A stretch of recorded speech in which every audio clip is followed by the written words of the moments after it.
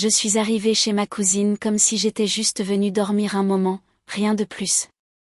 Mon oncle m'avait invité à rester le temps que je règle quelques affaires personnelles à la maison. Et comme ma cousine et moi avions toujours été proches, cela semblait être une évidence. La maison était chaleureuse et accueillante, remplie des bruits habituels de la vie de famille. Mais ce à quoi je ne m'attendais pas, c'était à quel point je lui porterais attention. C'était la mère de ma cousine, techniquement ma tante par alliance, mais ce mot ne lui convenait jamais. Elle était jeune pour une mère, à peine la quarantaine, avec une élégance naturelle qui la distinguait. Il y avait quelque chose dans sa façon de se tenir, dans son rire un peu trop facile, dans son regard qui s'attardait juste une seconde de plus que nécessaire. Au début, je me suis dit que je me faisais des idées. Elle était juste amicale, c'est tout. Mais plus je restais, plus il devenait difficile de l'ignorer. De petits moments me frappaient, une pique enjouée sur mes talents de cuisinière, un contact un peu trop proche, un sourire entendu, chargé de quelque chose que je n'étais pas prête à nommer. Je l'attribuais à son côté accueillant. C'était tout simplement sa personnalité, n'est-ce pas? La première fois que j'ai vraiment remarqué que quelque chose avait changé, il était tard dans la nuit. J'étais venue boire un verre d'eau, et elle était assise sur le canapé avec un verre de vin. Son mari n'était pas là, rentré tard comme d'habitude. Elle m'a fait signe de venir, et j'ai hésité avant de la rejoindre. La pièce était faiblement éclairée, la seule lueur provenant de la télévision diffusant une émission que nous ne regardions pas vraiment. On a parlé, surtout de banalité au début. Puis elle a soupiré, le vin tournoyant dans son verre. « T'arrive-t-il d'avoir l'impression de faire semblant ?» a-t-elle demandé. Je n'ai pas su comment répondre au début. Il y avait un poids derrière ces mots, quelque chose de personnel. Parfois, ai-je admis. Elle a souri, mais son regard n'atteignait pas vraiment ses yeux. C'est difficile, a-t-elle dit. On s'enferme dans la routine, et avant même de s'en rendre compte, on se retrouve à juste exister. J'ai hoché la tête, ressentant un étrange sentiment de compréhension, même si je ne savais pas pourquoi. La conversation a dérivé, mais ce moment est resté gravé dans ma mémoire. Les jours ont passé, et la dynamique entre nous a subtilement changé. Elle a commencé à s'asseoir à côté de moi plus souvent, à rester un peu plus longtemps. Les rires sont devenus plus faciles quand on parlait. Ma cousine n'a rien semblé remarquer, et son mari était à peine présent. Donc, personne n'était là pour voir comment elle me regardait lorsque personne d'autre ne regardait. Un après-midi, nous étions dans la cuisine. Elle s'est penchée vers moi pour prendre quelque chose sur l'étagère du haut. Son corps s'est pressé contre le mien pendant une seconde, et je me suis figée. C'était assez innocent, ou du moins, ça aurait dû l'être. Mais lorsqu'elle a reculé, elle a levé les yeux vers moi, l'air indéchiffrable. « Désolée », a-t-elle dit doucement. Mais elle n'a pas bougé tout de suite. J'ai dégluti, forçant un petit rire. « Pas de problème. » Elle avait l'air de vouloir dire autre chose, mais ma cousine est entrée, et le moment a volé en éclats. Je me suis dit que je me faisais trop d'illusions, que c'était juste dans ma tête. Mais plus je passais de temps dans cette maison, plus j'en étais convaincue. Puis, un soir, je suis entrée dans le salon, et je l'ai trouvée seule. La télévision était allumée, mais elle ne la regardait pas. Elle a levé les yeux quand je suis entrée, un lent sourire se dessinant sur son visage. « Tu n'arrives pas à dormir ?» a-t-elle demandé. J'ai secoué la tête. « Et toi ?» Elle a soupiré. « Ça arrive souvent ces jours-ci. » Je me suis assise à distance, mais elle s'est rapprochée, son genou frôlant presque le mien. « Tu sais, » murmura-t-elle, « c'est agréable de t'avoir ici. La maison est différente. » « Différente en quoi ?» ai-je demandé, d'une voix plus basse que je ne l'aurais voulu. Elle m'a regardé, vraiment regardé, et pour la première fois, je n'arrivais pas à me convaincre que tout cela était dans ma tête. Plus légère, dit-elle enfin, comme si je pouvais respirer à nouveau. Je ne savais pas quoi répondre à cela. L'air entre nous était lourd de quelque chose de non dit, de dangereux. Je voulais m'éloigner, briser ce qui se passait, mais je ne pouvais pas. Elle me fixa pendant une seconde avant de détourner le regard et de se lever brusquement.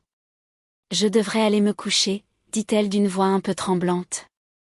J'ai acquiescé, la regardant s'éloigner, le cœur battant la chamade. Cette nuit-là, je suis restée éveillée, revoyant chaque regard, chaque instant. Je me disais qu'il fallait que je fasse attention, que c'était une ligne que je ne pouvais pas franchir. Mais je savais que cette ligne commençait déjà à s'estomper. La première fois que c'est arrivé, ce n'était pas prévu. Je n'y avais pas pensé, pas de la façon dont ça s'est réellement passé. Mais une fois que c'était arrivé, il n'y avait plus de retour en arrière.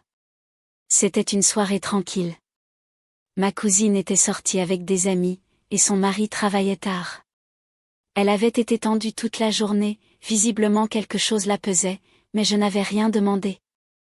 J'avais commencé à reconnaître les signes, ses réponses brèves, sa façon de soupirer quand elle pensait que personne ne l'écoutait. Nous nous sommes retrouvés dehors, sur la terrasse. L'air nocturne était frais, mais pas désagréable. Elle buvait un verre de vin, et je me suis assise à côté d'elle, fixant l'obscurité. « Tu as déjà eu l'impression d'être invisible ?» demanda-t-elle soudain. Je me suis tournée pour la regarder. « Qu'est-ce que tu veux dire ?» Ses doigts serraient le pied du verre. « Comme si personne ne te voyait vraiment. Comme si tu étais juste là, existant sans être vraiment importante pour qui que ce soit. » Je ne savais pas quoi répondre à ça. Elle rit doucement, secouant la tête. « Ignore-moi. Je ne sais même pas pourquoi je parle de ça. Mais je l'avais vu. C'était bien là le problème. J'avais vu comment elle cachait son malheur derrière un sourire, la façon dont elle comblait les vides de sa vie avec de petites attentions. J'avais vu comment elle me regardait quand elle pensait que je ne faisais pas attention. Je ne sais pas qui a bougé en premier. Peut-être était-ce elle, peut-être était-ce moi. Mais soudain, elle était proche, plus proche qu'elle ne l'avait jamais été. Je pouvais sentir son souffle, sa peau à quelques centimètres de la mienne. « C'est une mauvaise idée, murmurai-je. » Elle ne s'écarta pas, « Je sais, » répondit-elle, sa voix contre la mienne, hésitant au début, testant, attendant que je recule. Mais je ne le fis pas. L'instant fut lent, presque prudent, comme si nous attendions tous les deux que la culpabilité nous frappe, que le poids de ce que nous faisions nous arrête. Mais ce ne fut pas le cas. Elle se rapprocha, et pendant une seconde, rien d'autre n'existait. Pas de mari, pas de cousine, pas de pensée de trahison, juste ça. Quand elle s'éloigna enfin, elle ne parla pas. Elle me regarda simplement, son expression indéchiffrable, avant de se lever et de partir. Je restai assise là un long moment, fixant l'espace vide où elle avait été, sachant que tout avait changé. Les jours suivants furent remplis de tension. Nous ne parlâmes pas de ce qui s'était passé, mais nous ne nous évitâmes pas non plus. Il y avait désormais une entente tacite entre nous, une conscience silencieuse du changement. La fois suivante, ce ne fut pas un accident. Elle m'a trouvée dans la cuisine, tard le soir, alors que la maison était silencieuse et que tout le monde dormait. Cette fois, elle n'hésita pas, « On ne devrait pas faire ça », murmurai-je, tandis que mes mains se posaient sur sa taille. Elle m'a regardé, les yeux sombres, empreints de quelque chose que je ne voulais pas nommer. « Alors, arrête, » dit-elle. Je ne l'ai pas fait. Ce qui a suivi était imprudent, désespéré, alimenté par quelque chose qu'aucune de nous ne pouvait plus contrôler. Ce n'était pas seulement une question d'attirance, c'était tout ce qui lui avait manqué, tout ce que je n'avais pas réalisé vouloir. Il y avait une soif dans sa façon d'être, une frustration, comme si elle s'était retenue trop longtemps. Ce n'était pas de l'amour. Je n'étais pas assez naïf pour le croire, mais c'était quelque chose de dangereux. Après, allongé là dans le silence, le poids de ce que nous avions fait s'installa. On ne peut pas recommencer, ai-je dit, mais ma voix manquait de conviction. Elle tourna la tête pour me regarder, un petit sourire triste aux lèvres. Tu crois vraiment ça? Je ne répondis pas. Le secret aggravait les choses, les regards furtifs, la façon dont nous devions faire comme si de rien n'était en présence de ma cousine. C'était un jeu dangereux, mais aucune de nous ne voulait arrêter. Il n'a pas fallu longtemps pour que les choses dégénèrent. La paranoïa s'est installée en premier. Chaque fois que quelqu'un nous regardait trop longtemps, chaque fois que ma cousine demandait pourquoi sa mère était de si bonne humeur ces derniers temps, chaque fois que la porte grinçait de façon inattendue, nous étions toutes les deux sur les nerfs. L'excitation rendait la situation encore plus difficile à arrêter. Le risque, la possibilité d'être attrapée, ne faisait qu'ajouter à la tension. Mais au fond de moi, je savais que ce n'était qu'une question de temps avant que tout n'explose. Ça a commencé par de petites choses, de petits changements dans son comportement que personne d'autre ne semblait remarquer. Elle était plus distraite, oubliant parfois ce qu'elle disait au milieu d'une phrase. Elle me jetait d'un coup d'œil de l'autre côté de la pièce et détournait le regard trop vite, ses mains tremblant plus que d'habitude. Je pouvais sentir le poids de la situation s'alourdir sur nous deux. Puis, il y a eu les moments critiques, la fois où ma cousine est entrée dans la cuisine au moment où elle s'éloignait de moi, la tension encore palpable, le soir où son mari est rentré plus tôt que prévu, me forçant à sortir furtivement de sa chambre, le cœur battant la chamade. Le moment où son fils a demandé pourquoi sa mère envoyait autant de SMS ces derniers temps. Je me suis dit qu'il fallait qu'on arrête, mais je ne l'ai pas fait. Elle non plus. Le tournant est survenu lorsque son mari l'a enfin remarqué. Il n'était pas idiot, juste distrait. Il travaillait de longues heures, toujours fatigué en rentrant. C'est peut-être pour cela qu'il a mis si longtemps à s'en rendre compte. Mais quand il l'a vu, il n'y avait plus de retour en arrière possible. C'était un samedi soir. Ma cousine était sortie avec des amis, et j'étais dans le salon, essayant d'agir normalement. Elle était dans la cuisine, en train de se servir un verre. Son mari est entré, l'a observé un instant avant de parler.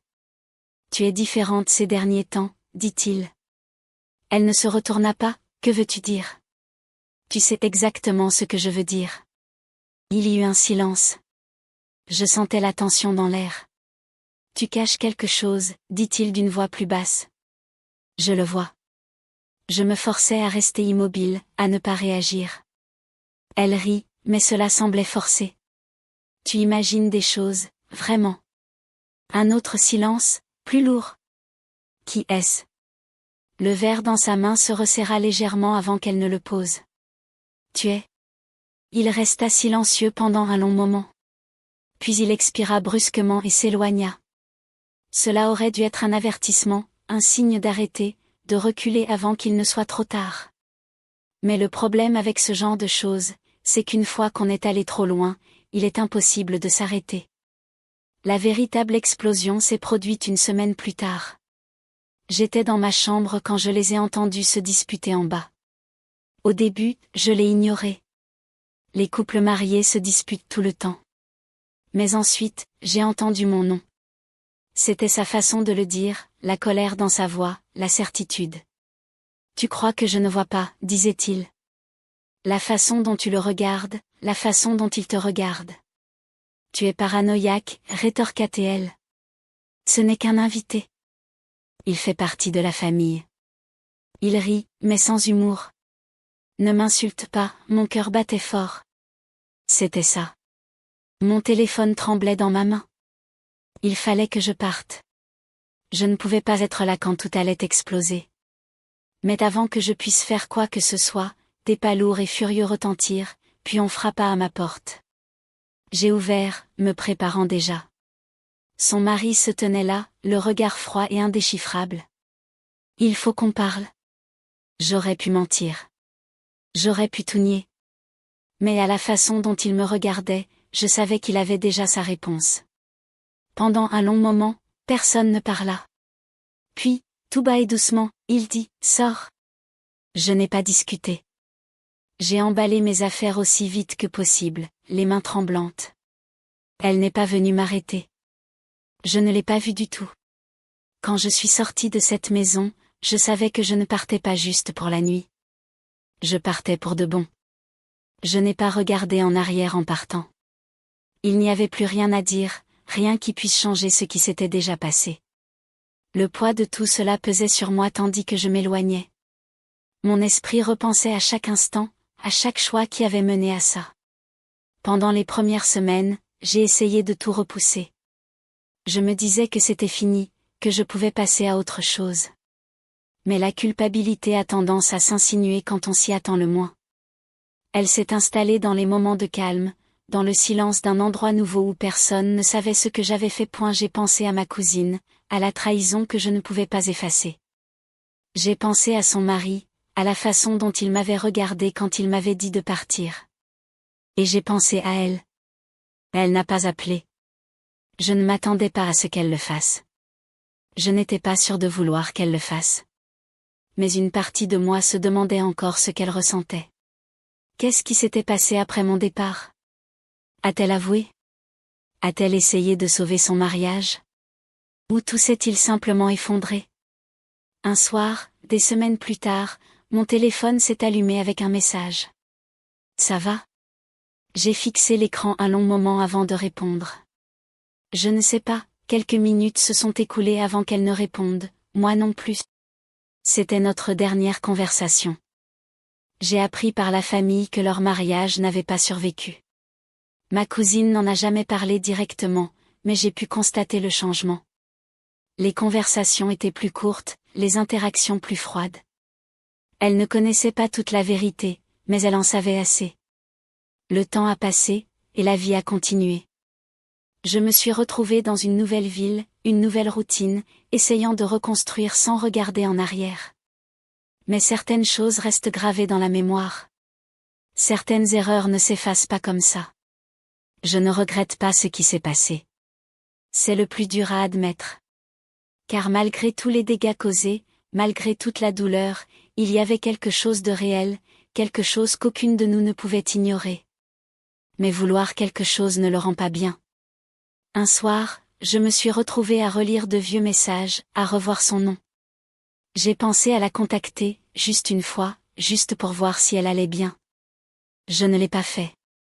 Au lieu de cela, j'ai posé mon téléphone et fermé les yeux, laissant le passé à sa place.